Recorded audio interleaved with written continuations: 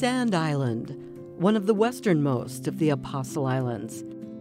Its centerpiece, a picture-perfect Gothic-style lighthouse built in 1881. During its 4 decades in service, Sand Island Light was home to 2 dedicated official keepers, and in the 1920s, it became home to a trailblazer with a passion to preserve.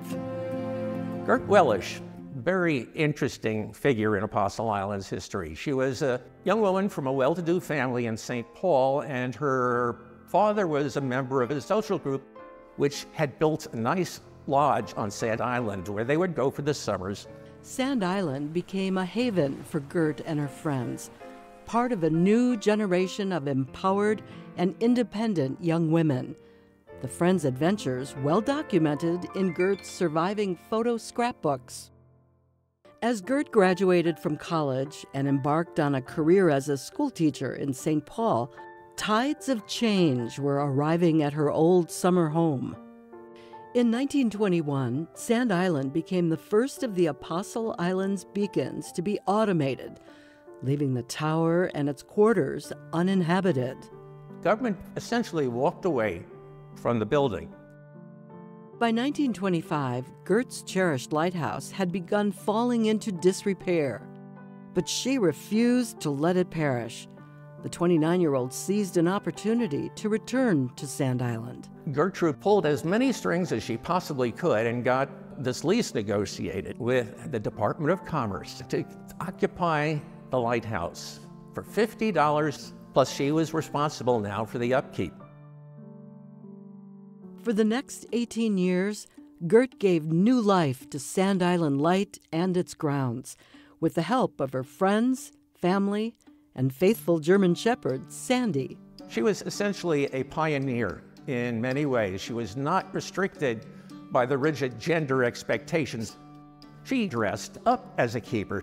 She wore a sailor suit when she was out there.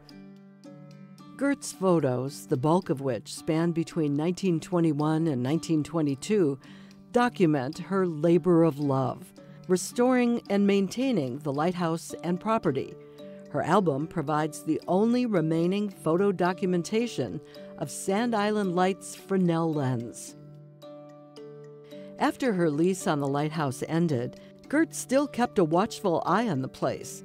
She built a cabin 2 miles from the light, sharing it with her partner, fellow schoolteacher Muriel Corvidge. They were in a very open same-sex relationship and very, very much a part of the welcome and beloved part of the community. Decades after Gert, Muriel, and their friends last strolled the shores of Sand Island, the legacy of their hard work and dedication remains. Today, Sand Island Light is maintained by the National Park Service. The beacon that Gert Wellisch looked after long ago shines over Lake Superior once again. She absolutely kept that lighthouse from falling apart. So we can look at it in its glory today rather than just some old ruin there with a steel tower out in front. So I think very highly of Gert Wellisch.